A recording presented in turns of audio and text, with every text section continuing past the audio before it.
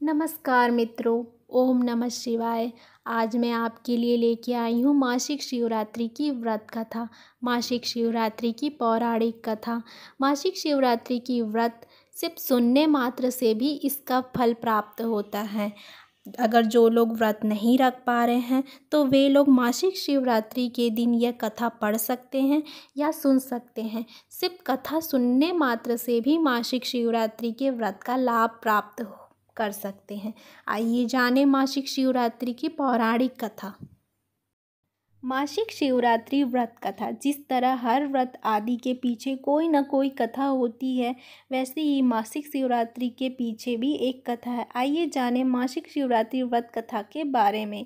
पौराणिक कथा और धार्मिक ग्रंथों के अनुसार भगवान शिव महाशिवरात्रि के दिन मध्य रात्रि के समय शिवलिंग के रूप में प्रकट हुए थे, जिसके बाद सबसे पहले भगवान ब्रह्मा और भगवान विष्णु ने उनकी पूजा की थी। उस दिन से लेकर आज तक इस दिन भगवान शिव को जन्म दिवस के रूप में बड़े ही धूमधाम से मनाया जाता है।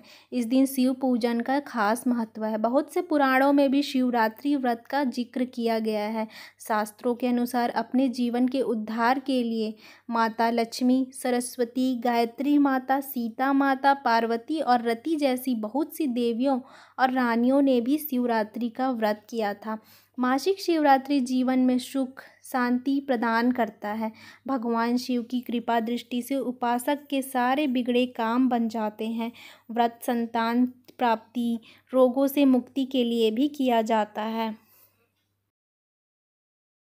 पौराणिक कथा के अनुसार पूर्व काल में चित्रभानु नामक एक शिकारी था। जानवरों की हत्या करके वह अपने परिवार को पालता था। वह एक साहूकार का कर्जदार था, लेकिन उसका ऋण समय पर ना चुका सका। क्रोधी साहूकार ने उसे शिकारी को शिव मठ में बंदी बना लिया। संयोग से उस दिन शिवरात्रि थी। शिकारी ध्यान मग्न होकर शिव संबंधी की धार्मिक बातें सुनता रहा। चतुर्दशी को उसने शिवरात्रि व्रत की कथा भी सुनी। शाम होते ही साहूकार ने उसे अपने पास बुलाया और ऋण चुकाने के विषय में बातचीत की। शिकारी अगले दिन सारा ऋण लौटा देने का वचन देकर बंधन से छूट गया। अगली दिनचर्या वह जंगल में शिकार के लिए निकला, लेकिन दिन भर बंदी गृह में रहने के कारण भूख प्यास से व्याकुल था। शिकार खोजता हुआ बहुत दूर निकल गया। जब अंधकार हो गया तो उसने विचार किया कि रात जंगल में ही बिताएगी। एक तालाब के किनारे एक बेल पेड़ पर चढ़कर रात बिताने का इंतजार कर रहा था। बेलपत्र के नीचे शिवलिंग था, जो बेलपत्र से ढका हुआ था। शिकारी को उसको पता ना चला। पड़ाव बनाते समय उसमें जो थोड़ी सी बेलपत्र संयोग से शिवलिंग पर गिरती चली गई। इस प्रकार दिन भर भूखे प्यासे शिकारी का व्रत भी हो गया और शिवलिंग पर बेलपत्र भी चढ़ गए। एक प्रहर रात्रि बीत जाने पर एक गर्भिणी हिरनी तालाब पर पानी पीने पहुंची। शिकारी ने धनुष पर तीर चढ़ाकर ज्यों ही प्रत्यंचा खींची, तब गर्भिणी ने कहा कि तुम एक साथ दो जीवों की हत्या करोगे, जो ठीक नहीं है। मैं बच्चे को जन्म देकर शीघ्र ही तुम्हारे समक्ष प्रस्तुत हो जाऊंगी, तब मार लेना। शिकारी ने प्रत्यंचा ढीली कर दी और हिरनी जंगली झाड़ियों में लुप्त हो गई। प्रत्यंचा चढ़ाने और ढीली करने के वक्त कुछ बेलपत्र वहां से टूटकर शिवलिंग पर गिर गया। इस प्रकार उसने अनजाने में ही प्रथम प्रहर का पूजन भी संपन्न हो गया। फिर कुछ ही देर बाद एक और हिरनी उधर से निकली। शिकारी की प्रसन्नता का ठिकाना न रहा।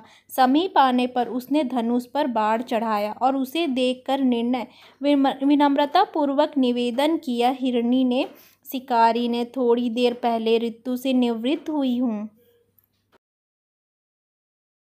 कामातुर विहरिणी हूँ। अपने प्रिय की खोज में भटक रही हूँ। मैं अपने पति से मिलकर शीघ्र ही तुम्हारे पास आ जाऊंगी। शिकारी ने उसे भी जाने दिया। 2 बार शिकार को खोकर उसका माथा ठनका। वह चिंता में पड़ गया। रात्रि का आखिरी प्रहर भी बीत रहा था। इस बार भी धनुष से लगकर कुछ बेलपत्र शिवलिंग पर जाकर और दूसरे पहर का पूजन भी समय पर संपन्न हो गई। तभी एक और हिरनी अपने बच्चों के साथ उधर से निकली। शिकारी ने स्वर्णिम अवसर था, उसने धनुष पर तीर चलाने में देर नहीं लगाई और तीर छोड़ने ही वाला था कि हिरनी बोली, शिकारी, मैं इन बच्चों को इनके पिता के हवाले करके लौट आऊंगी, इस समय मुझे मत मारो। शिकारी हंसा और बोला, सामने आए शिकार को छोड़ दूं मैं? ऐसा मूर्ख नहीं, इससे पहले मैं 2 बार अपना शिकार खो चुका हूँ। मेरे बच्चे भूखे प्यासे से व्याकुल हो रहे हैं। उधर हिरनी ने फिर कहा, जैसे तुम्हें अपने बच्चे की ममता सता रही है, ठीक वैसे मुझे भी है। शिकारी, मेरा विश्वास करो, मैं इन्हें इनके पिता के पास छोड़कर तुरंत लौटने की प्रतिज्ञा करती हूँ। हिरनी का दुख भरा स्वर सुनकर शिकारी को उस पर दया आ गई। उसने उस मृग को भी जाने दिया। शिकार के मन में भाव था, भूख प्यास से व्याकुल शिकारी अनजाने में ही बेल वृक्ष पर बैठा बेल पत्र तोड़ तोड़ कर नीचे फेंकता जा रहा था। सुबह हो गई। एक हष्ट पुष्ट मृग उसी रास्ते पर आया। शिकारी ने सोच लिया, इसका शिकार अवश्य करेगा।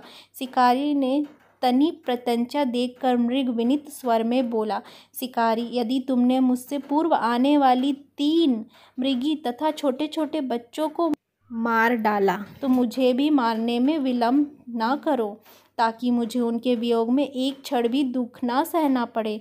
मैं उन मृगियों का पति हूँ। यदि तुमने उन्हें जीवन दान दिया है तो तुम मुझे भी कुछ क्षण का जीवन देने की कृपा करो। मैं उनसे मिलकर तुम्हारे समक्ष उपस्थित हो जाऊँगा। मृग की बात सुनते ही शिकारी के सामने पूरी रात का घटना चक्र घूम गया। उसने सारी मृगों को सुना दी। तभी कहा, तीनों पत्नियां जिस प्रकार प्रतिज्ञाबद्ध होकर गई है, मेरी मृत्यु से अपने धर्म का पालन नहीं कर पाएगी। अतः जैसे तुमने उसे विश्वास पात्र मानकर छोड़ा है, वैसे मुझे भी जाने दो। मैं उन सबके साथ तुम्हारे सामने शीघ्र ही उपस्थित होता हूँ। शिकारी ने उसे भी जाने दिया। इस प्रकार सुबह हो गई। उपवास, रात्रि जागरण और शिवलिंग पर बेलपत्र चढ़ाने से अनजाने में ही शिवरात्रि की पूजा पूर्ण हो गई। अनजाने में हुई पूजन का परिणाम उसे तत्काल मिला। शिकारी का हिंसक हृदय निर्मल हो गया। उसे भगवत शक्ति का वास हो गया। थोड़ी ही देर बाद वह हम मृगी परिवार शिकारी के समक्ष उपस्थित हो गया, ताकि वह उन सबका शिकार कर सके। किंतु जंगली पशुओं की ऐसी सत्यता, सात्विकता एवं सामूहिक प्रेम भावना को देखकर शिकारी को बड़ी ग्लानि हुई। उसने परिवार को जीवन दान दे दिया। अनजाने में ही शिवरात्रि के व्रत का पालन करने पर शिकारी को मोक्ष की प्राप्ति हुई।